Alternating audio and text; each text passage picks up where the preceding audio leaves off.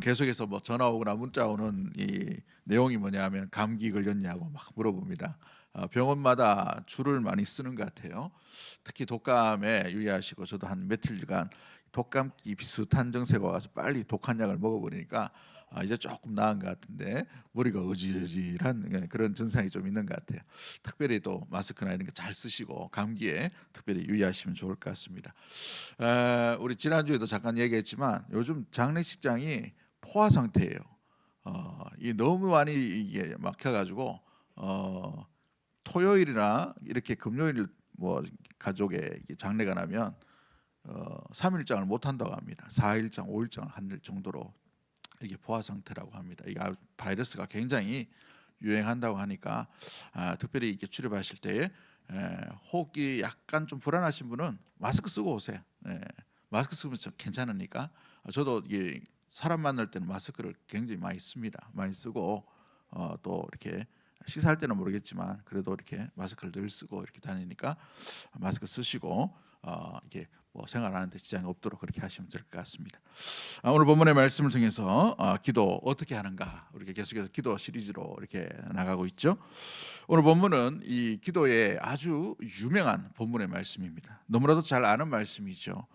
염려를 맡기고 무엇보다도 기도에 온전히 나아가라라고 되어 있습니다. 그러나 핵심이 뭐냐면 감사함으로 아뢰라라고 되어 있어요. 감사함으로 아뢰라.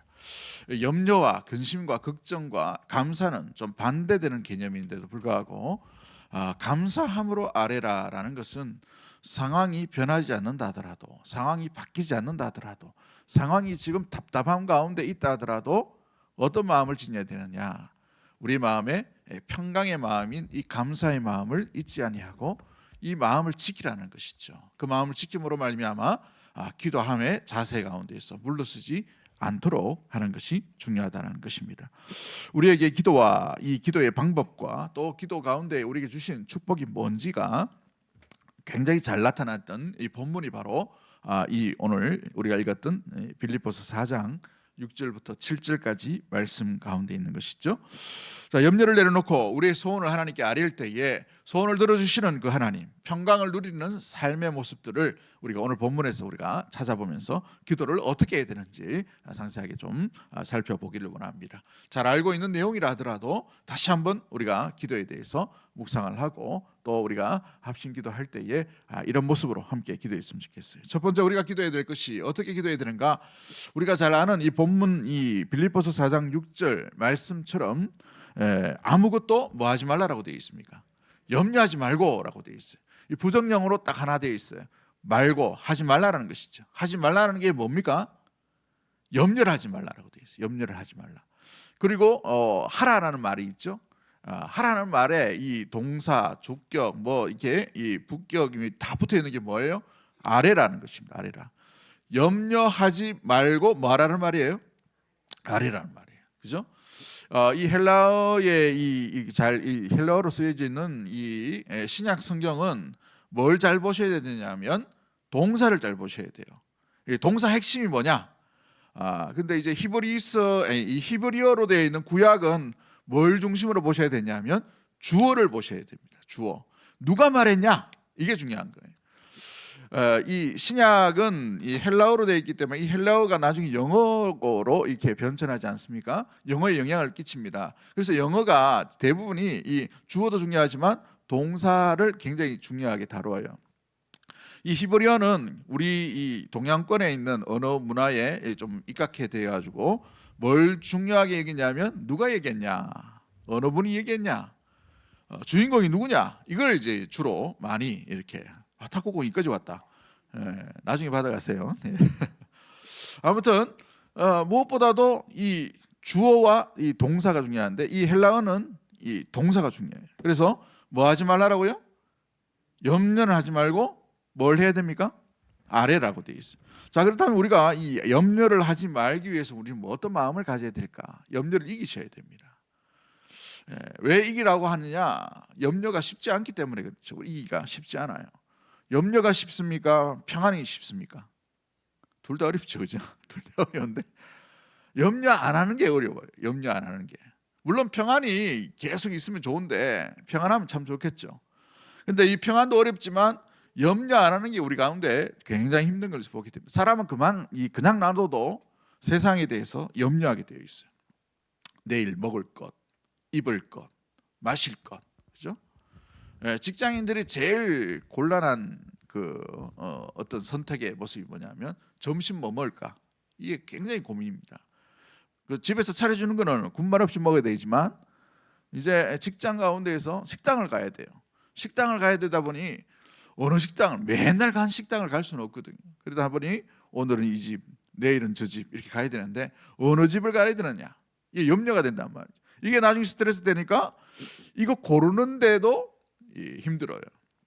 그래서 신입 사원들이 제일 힘든 게 뭐냐 하니까 직장에서 식사 장소 고르는 거, 자기가 해야 되니까 식사 장소 고르는 게 너무 힘들대요. 그것 때문에 사퇴하는 사람도 있어요.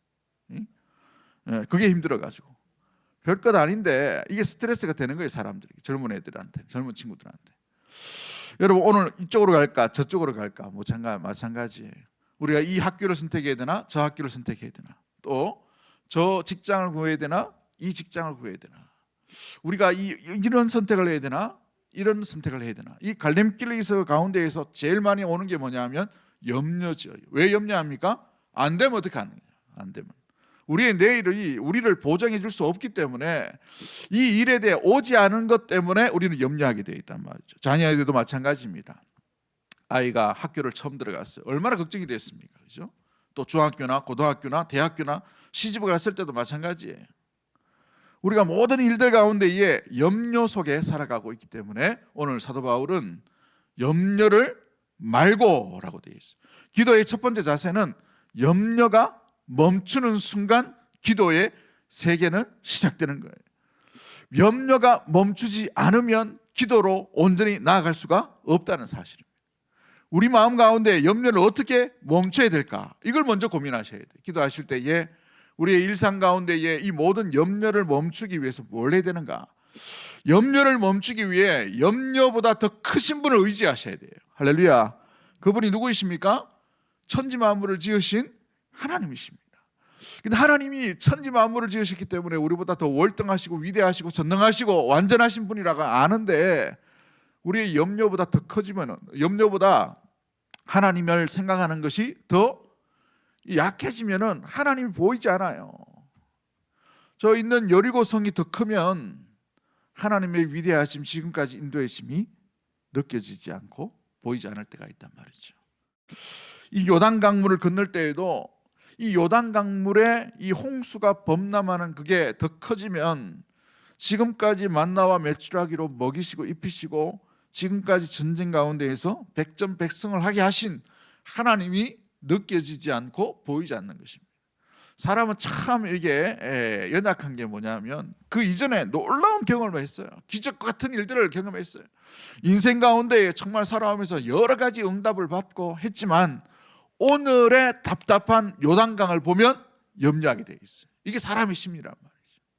조그마한 일에 흔들려요. 조그마한 말에 와, 이거 뭐 전쟁 나는 거 아니가? 요즘 뉴스를 제가 잘 안 봅니다. 왜냐하면 이 뉴스거리가 아니에요. 다른 나라로 보면 이게 안 일어날 수가 없는 일들인데 너무 혼란스럽죠. 우리나라는 지금 뭐 조선 후기 때부터 계속해서 정치가 너무 이렇게 발달하지 못했어요. 성숙하지 못했어요. 그러다 보니 당쟁도 있고 이 정치 혼란이, 갈등, 좌우의 갈등이 이 이념 대립이 넘어서지 못하는 거예요. 자세히 보면 이념 대립도 아니에요. 자기 스스로 욕심대로. 정치인들은 권력욕이 있기 때문에 욕심에 의해서 이렇게 한단 말이죠. 왜 욕심이 있냐? 이 권력이 빼앗기면 뭔가 될 것 같거든요. 이제 자유민주주의면 성숙한 모습으로 나가야 되는데 그렇지 못해요.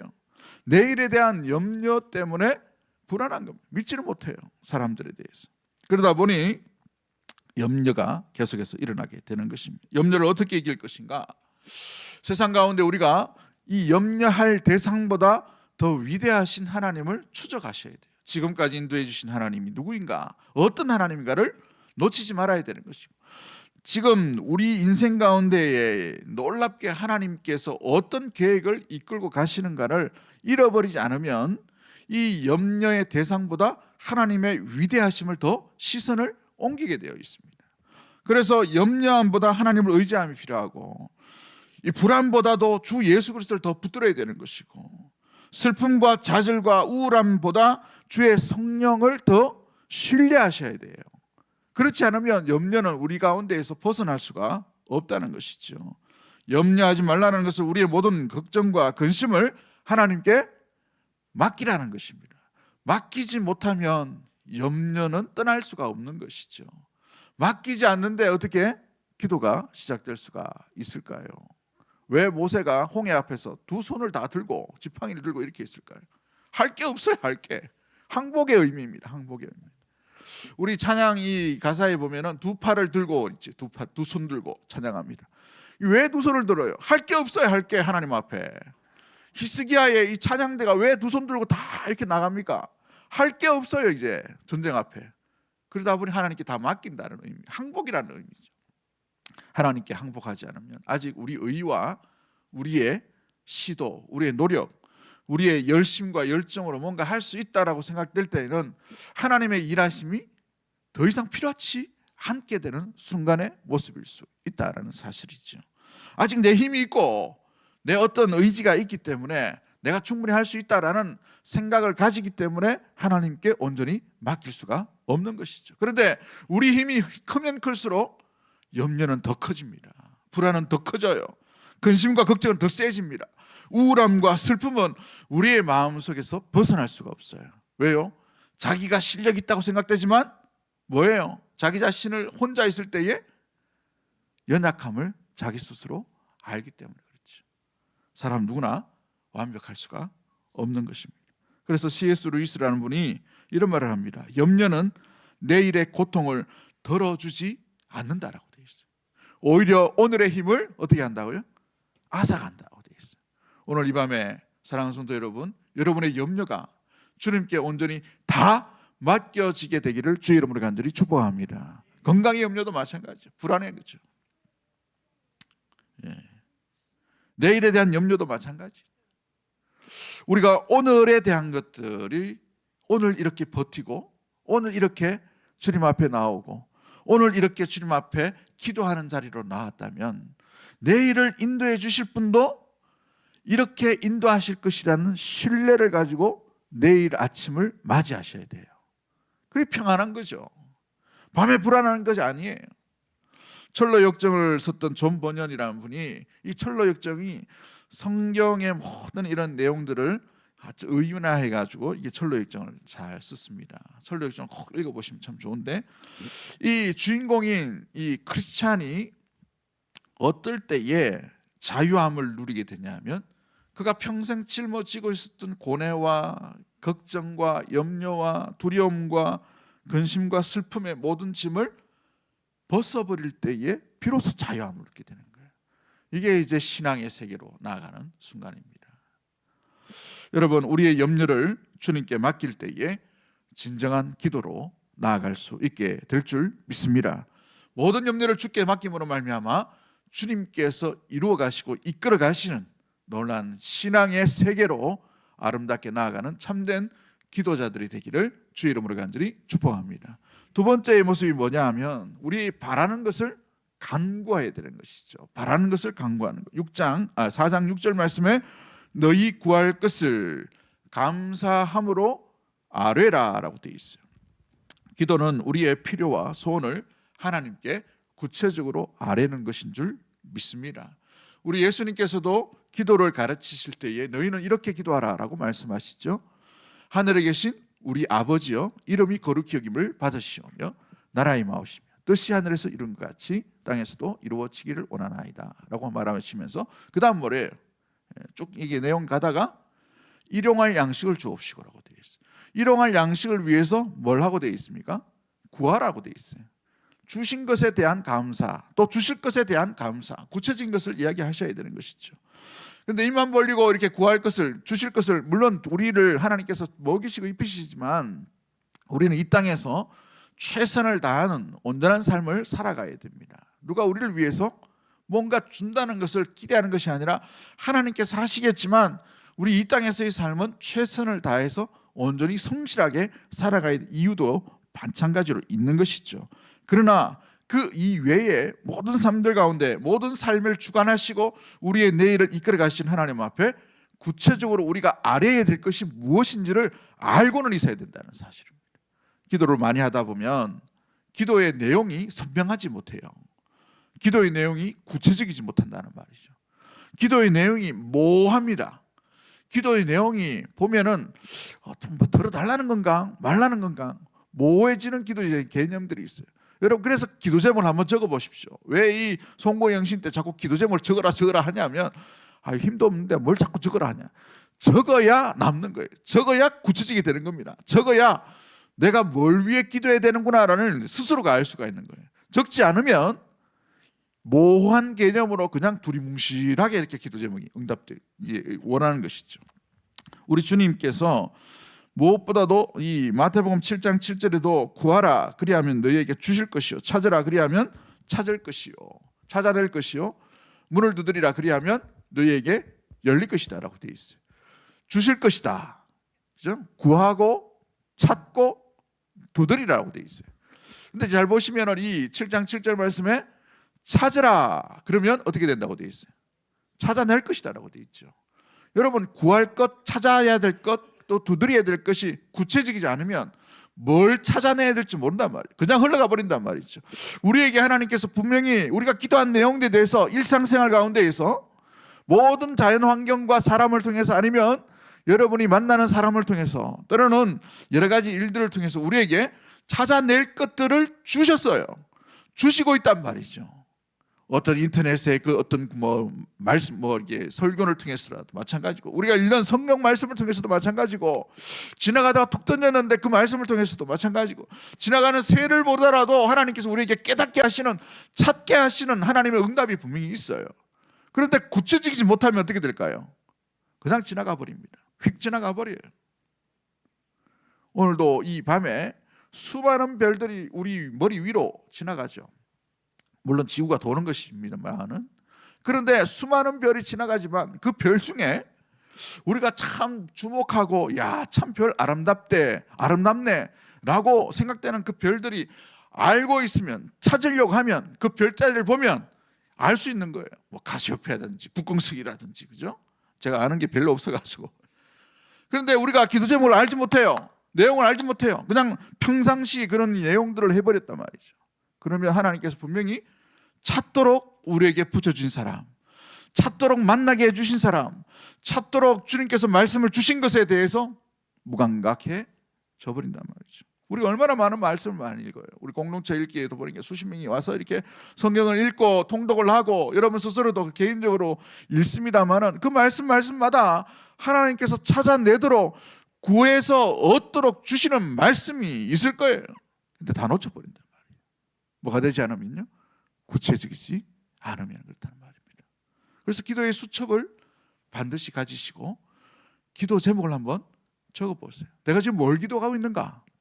계속 새벽마다 아니면 집에서 기도하고 있는 내용이 뭔지를 놓쳐버리지 아니하고 구체적이 되면 구체적으로 하나님께서 우리에게 찾도록 만드시는 놀라운, 찾아내게 하시는 놀라운 은혜를 만나게 될 줄 믿습니다.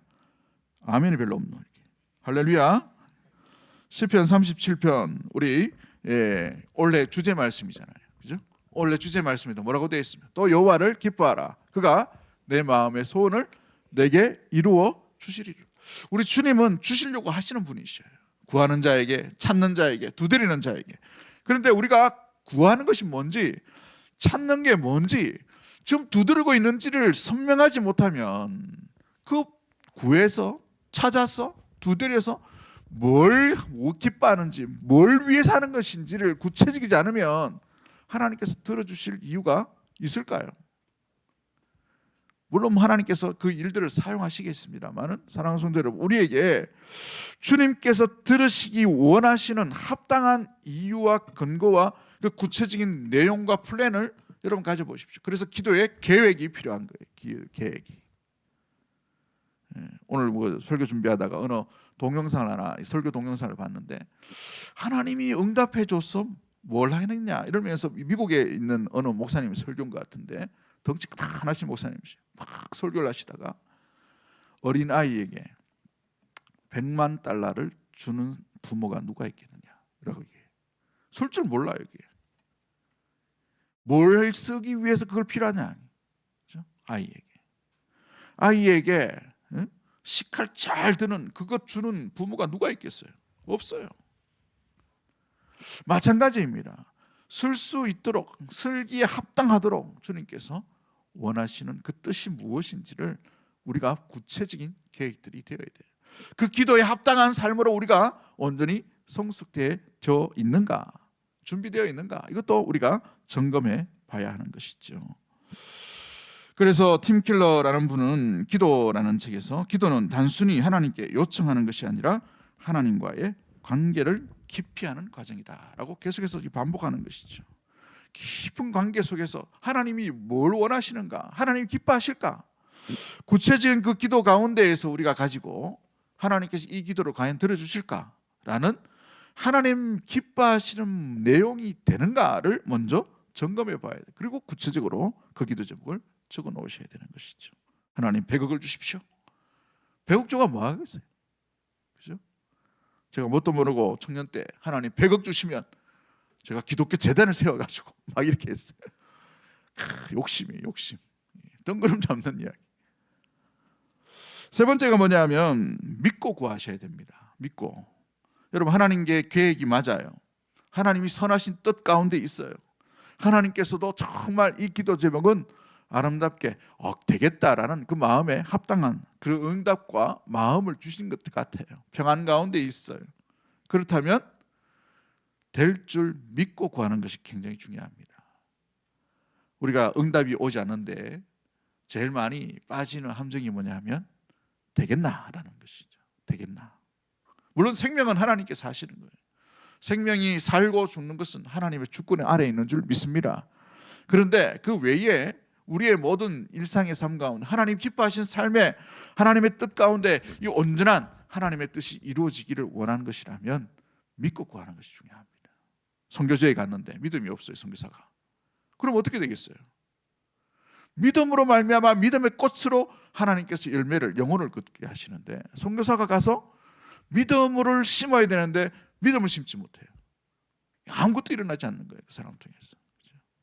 그 깨어지는 그 믿음의 온전한 그릇이 있을 때에 비로소 믿음에 보시고 주님께서 온전히 그 도구를 통해서 선교의 열매를 맺게 하시는 것이죠. 왜 우리나라의 조선 말기에 수많은 선교사들이 아낌없이 왔냐면 한 선교사가 오자마자 얼마 있다가 죽어버렸어요. 정말 엘리트고 정말 뛰어난 선교사인데 오자마자 얼마 있지 않고 죽어버렸단 말이죠. 그 죽음을 보고 미국에 있는 선교 교고대에 가서 청년들이 모인 데서 그 이야기를 했어요. 지금 이 한국이란 조선이란 땅에 선교가 지금 열매를 맺으려고 하는데 갈 선교사가 없다. 이 죽어버렸다는 거죠. 순교했다는 거예요. 그래서 그 모임 가운데 부를 듯이 그 아이비리그에 있는 그 신학생들이 볼때같이 일어났어요. 그 중에 한 사람이 언더우드라는 선교사예요. 놀라운 선교의 이 기름 부음이 그 가운데 있단 말이죠. 여러분, 우리가 하나님을 믿고 구하고 믿고 아뢰고 믿고 기다리고 믿고 그 길대로 온전히 나아가는 삶을 살아가야 되는 것입니다. 기도 응답이 더디됨 가운데에서 제일 많이 나타나는 게 뭐냐면 기도는 하는데 주님을 더 이상 신뢰하지 않아요. 이것이 더 큰 위기입니다. 기도에 제일 많은 침체에 빠질 때가 여기예요. 처음에는 예수 믿고 나는데 기도 응답이 막 일어나요. 하나님께서 그 가정을 살리시기 위해 기도의 응답을 새롭게 막 하실 때가 있어요. 선교제에 가면 환자들이 낫고 죽은 자들이 살아나고, 그렇죠? 심지어 물 위로 걷는 이 놀라운 기적들도 일어나고 있어요.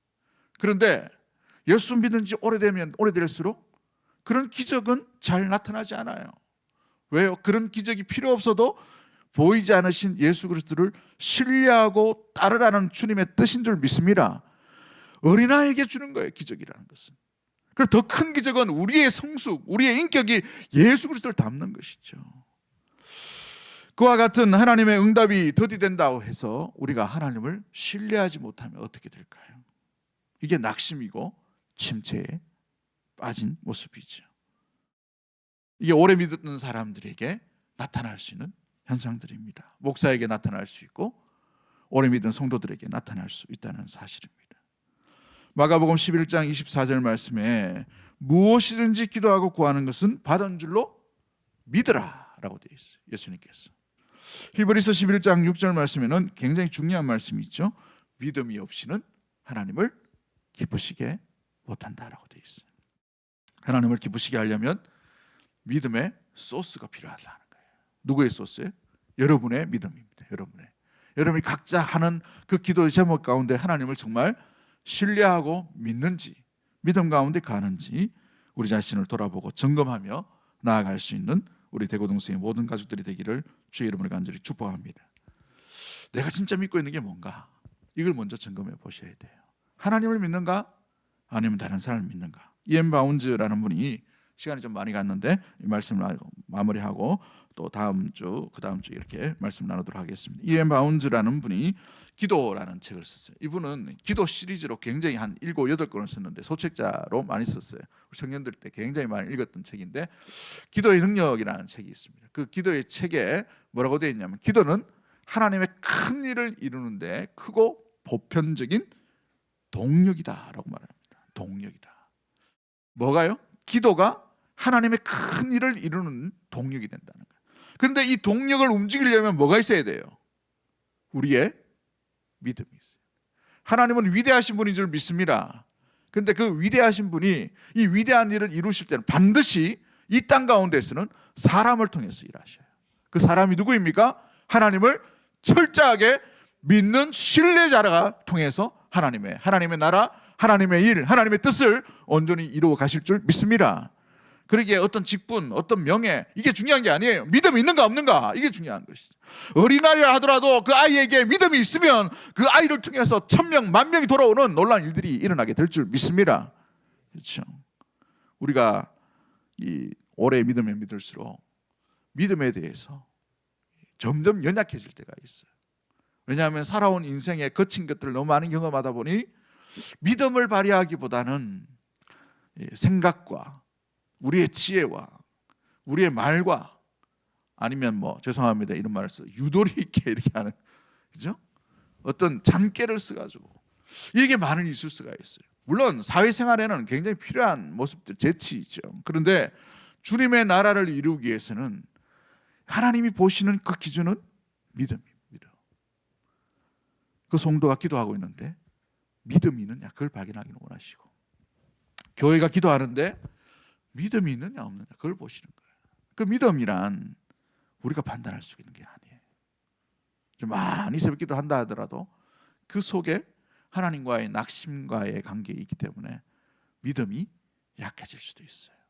앞에서 설교는 하지만 그 영혼에 믿음이 없을 수 있다는 말이에요. 그러나 골방 가운데 가서 주님만을 철저히 믿고 반드시 이루어주실 줄 믿고 주님만을 의지하는 사람의 그 믿음의 기도를 주님은 오늘도 사용해 주실 줄 믿습니다. 그런 모든 기도자가 되기를 주의 이름으로 간절히 축복합니다. 기도합니다. 하나님 아버지 감사합니다. 우리 모든 염려